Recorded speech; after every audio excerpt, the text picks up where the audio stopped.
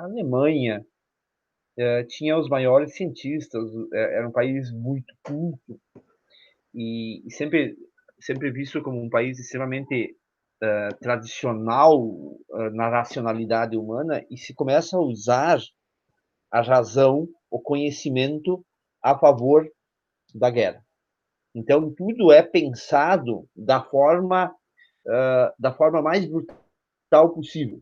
É o efeito surpresa, é a rapidez e a brutalidade no ataque. Né? E aí é feito por terra, por ar, e se tivesse condições, por água também. Mas, essencialmente, é por terra e por ar. Então, era aquele ataque de, em poucos minutos, tentar destruir todas as divisões inimigas. Né? E isso causou um certo espanto, porque, de fato, havia tradições milenares, nobreza. Precisa entender que a guerra antes da Segunda Guerra Mundial era uma questão nobre. Havia algo de nobre em fazer um conflito. Existia um homem armado, vamos pensar na sociedade medieval, com as suas armaduras, que ia lavar a sua honra em relação a um outro homem armado que ia desafiar. Agora não. Agora a Segunda Guerra Mundial marca essa brutalidade. Quem estivesse na frente e eu fizesse resistência, seja animal, seja ser humano, seja qualquer limite, seja florestas, tudo era arrasado para que se tivesse o mais rápido possível o êxito.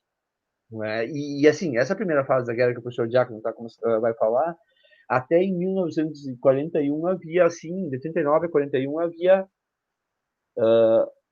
vamos dizer assim, uma predominância das forças alemãs. Eu não sei se você gostaria de falar sobre a Guerra de Mentira. Não, eu ia mais citar isso mesmo, que a França e a Inglaterra, elas declaram guerra à Alemanha, mas a França não manda nenhum reforço para combater as tropas alemãs, até um pouco porque, depois a gente vai falar um pouco da França, mas a França estava numa pindaíba desgraçada ainda, né? Mas a Inglaterra, ela manda alguns ataques aéreos, assim, muito mais simbólicos do que qualquer outra coisa. Ela não manda, eles declaram guerra só para dizer que eles estão lutando porque um pacto foi quebrado, que era um pacto lá de Munique, né? De 30 e não, 30 não. Mas eles tinham feito um acordo de Munique quando a Alemanha, voltando um pouquinho, quando a Alemanha anexa a Tchecoslováquia e a Áustria, tinha feito o acordo de Munique, que era para não se ter mais invasões. E aí a Alemanha invadindo a Polônia, esse acordo foi quebrado. Então, para quem os países se socorreram? Para a Inglaterra e para a França. E a Inglaterra e a França, não, vamos respeitar isso aí. Declararam guerra à Alemanha. Fizeram o quê? Fizeram nada. Eles não fizeram nada, eles mandaram esses ataques simbólicos, os ingleses, os franceses não mandaram nada, praticamente, também. E aí nós temos essa guerra de mentira, que era uma guerra declarada, mas que não aconteceu muita coisa. Aí, olha o que os Estados Unidos vão fazer? Eles vão declarar neutralidade. Por enquanto, eles não tinham declarado nada. Aí a gente vai lembrar, né, professor, o vídeo que a gente falou sobre o governo de Getúlio Dornelles Vargas, né? Ele vai lá, ele segura até o máximo que ele consegue, se declara neutro e depois ele entra na guerra. Olha só, nossa, que duas caras, não sei o que, a gente pode falar alguma coisa, tem que ser brasileiro. Mas os Estados Unidos fizeram a mesma coisa. Os Estados Unidos vendiam armas para todo mundo, aviões para todo mundo, a sua economia foi crescendo, a sua indústria foi crescendo, crescente, muito. E aí, quando chega um estopim que todo mundo percebe que vai dar guerra, o que os Estados Unidos declaram? Guerra? Não, eles declaram neutralidade. O único país, assim, o primeiro país, se eu não estou enganado, que declarou guerra do continente americano foi o Canadá, que ele declarou guerra, até porque eles têm uma ligação bem forte com a França, né? Isso, com a França, os próprios ingleses, e aí eles declaram guerra, o Canadá declara guerra, mas os Estados Unidos declaram a neutralidade, e aí nós temos, a gente já pode partir, eu acho, que tu vai falar um pouco mais sobre isso, que a Rússia, ela também responde a isso, né? A Rússia responde a isso.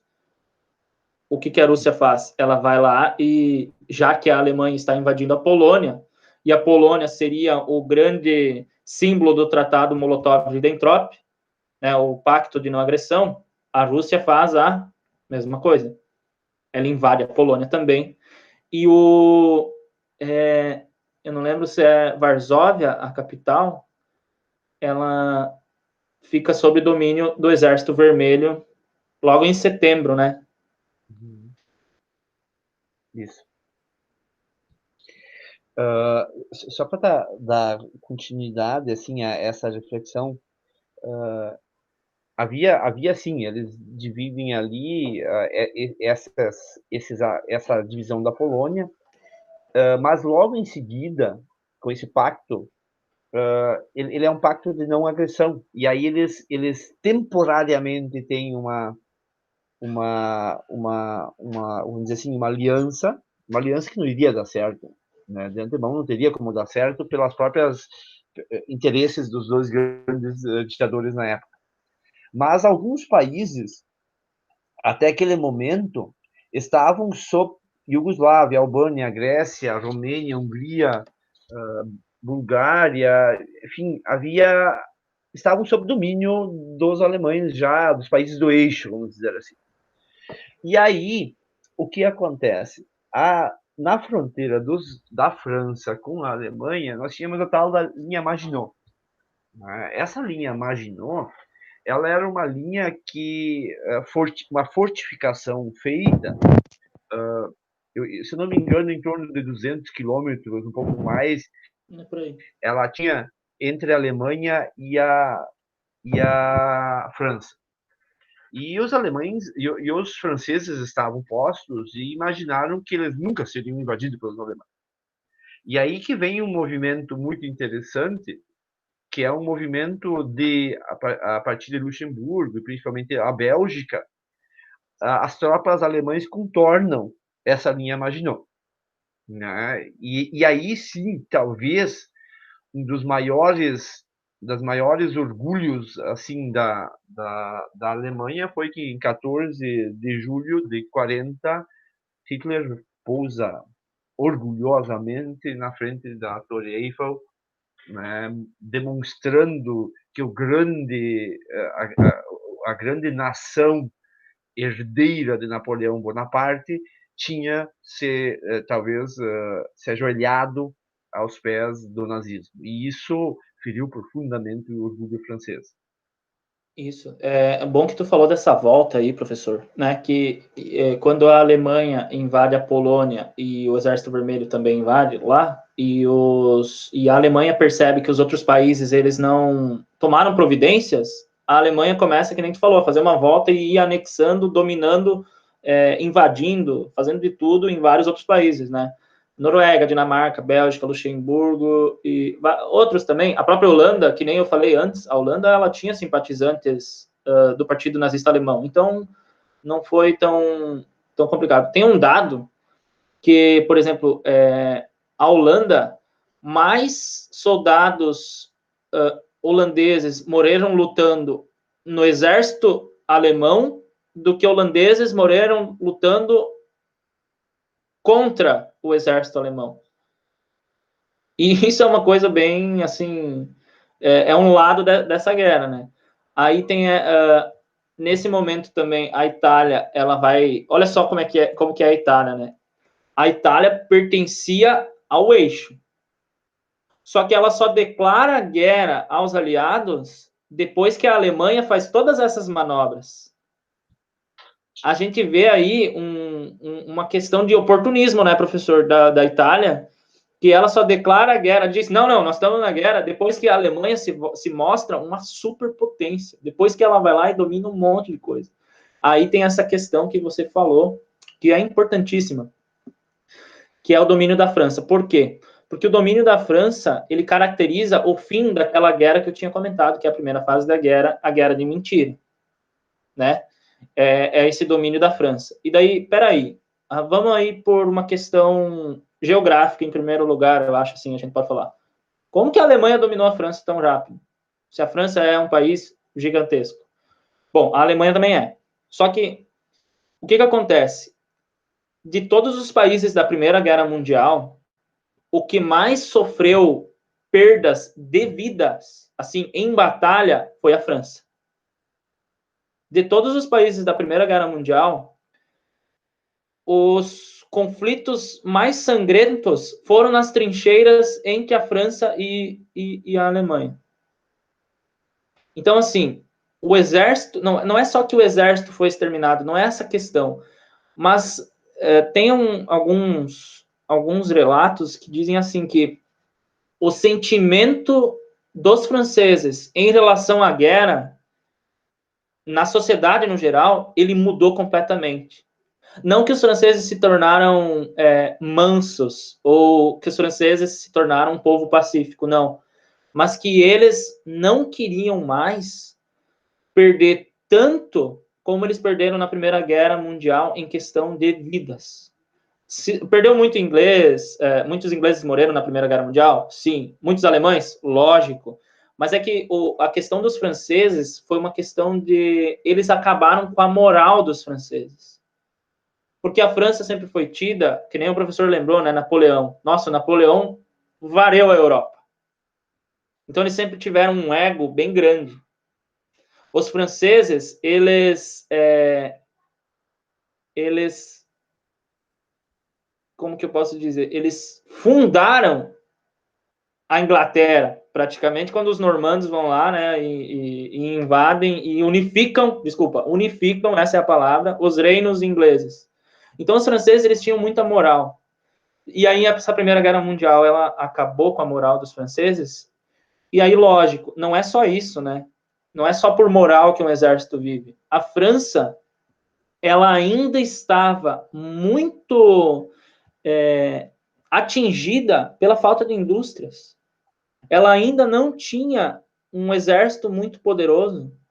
Ela não tinha conseguido se recuperar, como foi chamado, a locomotiva alemã, por exemplo, o milagre alemão, eles não conseguiram. E aí, juntando com essa moral. E aí chega os alemães, eu sei que eu estou me estendendo bastante, professor, mas chega, né, o exército alemão, faz esses movimentos aí de blitzkrieg, guerra total, aí a Itália dá um reforço, não atacando a França, mas enfim, e aí a França cai, em 3 semanas a França é dominada. E aí nós temos a fundação de eu não sei, Ivan, tu pode me ajudar? É um protetorado, um Estado alemão dentro da França. A França é dividida em uma área de influência, né? Eu não lembro o nome. A área de influência é chamada Vichy. A França é dividida em duas. A parte que se submete ao protetorado alemão e também os franceses não vão deixar por menos. Eles vão fazer resistência, muito mais a resistência de guerrilha, porque o grande general de Gaulle, que depois vai ser Isso. presidente da França, ele vai, com rádio e comunicação e telégrafo, ele vai comandar a resistência da Inglaterra. E Então, tem assim, só um detalhe, desculpa. A assinatura da rendição francesa, ela foi no mesmo vagão de trem. Olha olha o simbolismo que a gente conversou tanto já em outros vídeos, né? O Hitler fez a França, o líder francês, assinar a rendição no mesmo vagão de trem que a Alemanha tinha assinado aqueles tratados que era o Tratado de Versalhes, eu acho, da Primeira Guerra Mundial, agora eu não vou lembrar. Mas é no mesmo vagão de trem, a rendição da Alemanha lá da Primeira Guerra Mundial, agora a França assinou os papéis de rendição no mesmo vagão de trem. E isso é uma coisa muito simbólica, porque o trem nem estava funcionando mais. Era só um vagão. Eu gostaria de dizer assim que com essa invasão só, que foi em 3 semanas, obrigou as tropas da França, e tinha tropas inglesas auxiliando a França, deu mais ou menos 350 mil soldados, tiveram que se espremer no porto de Dunkerque para abandonar a França antes da chegada dos alemães. Foi assim uma retirada muito grande por esse ataque surpresa que a Alemanha fez. E aí, nesse período, a França ela faz a resistência mais por guerrilhas. E aí assim, só para começar a finalizar um pouco essa primeira parte das vitórias alemães, e um pouco disso que o professor Diácono já falava, da Real Força Aérea inglesa, o orgulho da Real Força Aérea, assim como os franceses eram um exército extremamente preciso desde a época de Napoleão. Eles tinham técnicas ainda napoleônicas, e isso fez uma das razões técnicas deles terem tido mais dificuldade de enfrentar as tropas nazistas, principalmente porque eles não imaginavam que um exército iria invadir cidades, outros países neutros, para que pudesse, enfim, declarar essa guerra total. E aí foi o que acontece. Com a França tomada parcialmente, a Inglaterra começa a auxiliar um pouco mais com os aviões que a Real Força Aérea britânica. Por outro lado, isso foi um conflito muito interessante, porque, por outro lado, a chamada Luftwaffe, liderada por Goering, que são os famosos caças Stuka alemães, eles acabam tecendo alguns confrontos muito interessantes por ar. E lembrar que a Inglaterra não foi invadida, porque ela é uma ilha, mas ela foi duramente bombardeada.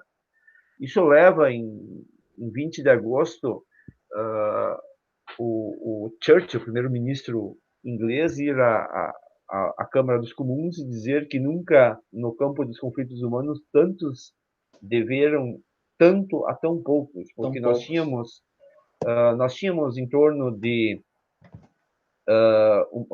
caças, muito menos caças, a frota era muito menor, mas mais ou menos 2.600 aeronaves da Luftwaffe bombardearam a Inglaterra e Londres principalmente, e numa proporção muito menor, a Real Força Aérea defende em ar os territórios. Enfim, e aí nós temos um mapa que pela primeira vez, assim, a pretensão alemã, ela não consegue invadir a Inglaterra, mas antes disso nós temos uma mudança, quer dizer, depois de tomada a Inglaterra, nós temos o Hitler vira o nariz para o Oriente, novamente. Quer dizer, o que significa esse virar o nariz para o Oriente? Quer dizer, começa a declaração, eles rompem com o tratado do Ribbentrop-Molotov, e a Alemanha, principalmente, dentre as razões, campos de petróleo, territórios, também há as grandes planícies, as grandes plantações russas que interessavam muito aos Estados Unidos. Eu não sei. Por uma questão de suprimento também, né? Essa parte interessava muito aos alemães. Eu falei Estados Unidos, mas interessava muito os alemães. Eu não sei se, professor Diácono, nós deixamos por aqui para nós dar sequência na próxima. Nós já estamos com 1 hora de vídeo. O que você acha? Eu só queria, assim, antes de finalizar, só fazer um comentário, né? Quando as aeronaves alemãs elas vão bombardear a Inglaterra, e principalmente, assim, né, as grandes cidades, assim, tipo Londres, e entre outras cidades que tinham bastante questão de minas de carvão, mas também de centros de comércio, e lógico, Londres por ser capital, o que acontecia? Eles parecem algumas coisas simples, né? Mas a gente tem que pensar que isso era há tantos anos atrás. Apagavam-se todas as luzes, não tinha nenhuma luz acesa, e eles iam para o subsolo. E aí tem uma coisa geográfica aqui, peraí, mas vocês falaram já 3 vezes que a Inglaterra ela é dentro de um conjunto de vários países que são numa ilha. Como é que eles vão para o subsolo? Eles vão chegar no mar. É que a formação daquelas ilhas, ela é uma formação bem rochosa. Tanto é que tem até um museu na Inglaterra que ele é 14 andares de profundidade no subsolo. Então, eles tinham muitos e muitos abrigos antiaéreos. Tanto é que o grande centro, um dos grandes centros de comando da Inglaterra, do Winston Churchill era num subsolo, onde tinha a chamada linha... Era uma linha, não sei se era a linha vermelha, que ele falava diretamente com os comandantes de cada país, isso mais, né, até depois quando os Estados Unidos entram no conflito. Só para finalizar, então, professor, queria comentar que quando, né, quando a Alemanha ela meio que tomou o controle e volta os olhos para a grande inimiga, Rússia, a Itália ela faz uma coisa que vai prejudicar a Alemanha um pouco. Porque a Itália decide daí, então, invadir lá em 41 a Iugoslávia, em final de 40, invade a Iugoslávia e a Grécia, e a Itália começa a perder para a Iugoslávia e para a Grécia, né, professor? Aí o que a Alemanha tem que fazer? Todo aquele contingente de soldados que a Alemanha ia mandar para a Rússia, eles tiveram que dividir em dois e mandar uma parte para auxiliar os italianos. O que acontece? Só para finalizar aqui, já fazendo uma ligação com o próximo vídeo.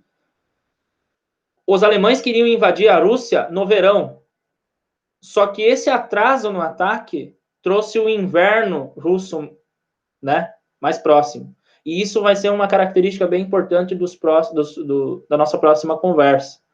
Não sei se tu queria comentar alguma coisa sobre isso. Sim, eu gostaria de comentar um pouco sobre essa ida dos alemães à África, e talvez uma das mais renomeadas divisões alemães, África Corps. É a África Corps, guiada, comandada por um dos mais emblemáticos generais alemães, o general Erwin Rommel, que tem muita lenda sobre a vida dele, e eu sugiro que pesquisem, quem assiste, vai assistir algumas biografias dele. Ele foi, inclusive, assassinado pelo próprio Hitler, mandado assassinar, porque ele não aceita que Hitler tivesse sujado a farda dele de sangue, mas como o atentado dele falha, ele morre como se ele tivesse morrido em batalha. Ele é homenageado, mas ele acaba sendo assassinado pelas tentativas de assassinato. É preciso lembrar que Hitler sofreu várias tentativas de assassinato. Não foi uma adesão assim. E uma delas... Foram 14, eu acho, se não estou enganado. E uma delas foi pensada, enfim, por esse Erwin Rommel. Bom, eu não sei, professor, nós poderíamos entrar nessa Operação Barbarossa, que é a invasão da Rússia. Mas quem sabe a gente já deixa isso para o próximo vídeo? Vamos deixar para o próximo vídeo, porque a gente vai falar da Barbarossa e daí vai falar da Batalha de Stalingrado e até o cerco, né, de Leningrado. Então, acho que a gente deixa, né? Ok. Pode ser? Assim, agora meio que sem querer, eu não sei se o professor conhece esses filmes, mas sem querer, a gente falou de alguns filmes muito, muito bons, que lógico tem que ser pesquisado, porque tem algumas coisas que são romantizadas, mas é um novo aí, que é Dunkirk, que o professor Ivan falou antes, que é do Christopher Nolan. Ele é sobre os soldados franceses tentando fugir. Ele é muito bom. E um outro que é muito bom também, que conta esse outro lado. Ele é hollywoodiano, mas ele foi contar a história do Stauffenberg, que foi um cara que lutou na África, que ele era do Partido Alemão, ele era um dos líderes do exército de Hitler, e ele queria matar o Hitler, que o nome do filme é Operação Valkyrie. Esse filme é excelente, por quê? Porque não é a visão do heroísmo americano, não. É a visão de pessoas que estavam no círculo do fascismo, mas que sabiam que tinham uma noção de que o Hitler ele era um mal para a Alemanha, e eles queriam eliminar Hitler. Então, assim, vou repetir, né? São filmes, são bons filmes, mas todo filme que a gente fala em história, ele tem que tomar um cuidado na hora de assistir. Mas esses filmes aí eu recomendo, certo? Professor, então, né, hoje a gente fica por aqui, né? Lá no começo do vídeo eu falei que a gente ia falar do dia D, mas a gente vai conversando, e quando vê, estoura o tempo. Eu espero que a gente converse de novo num momento bem próximo, porque esse assunto, lógico, ele é muito bom, tem muito material bom na internet, muita coisa boa, às vezes não tem como ver tudo, e isso é muito interessante. Eu espero que a gente continue tendo essas conversas, e um grande abraço para todo mundo. O professor Ivan pode se despedir aí. Agradecer a todos que nos acompanharam e até a próxima.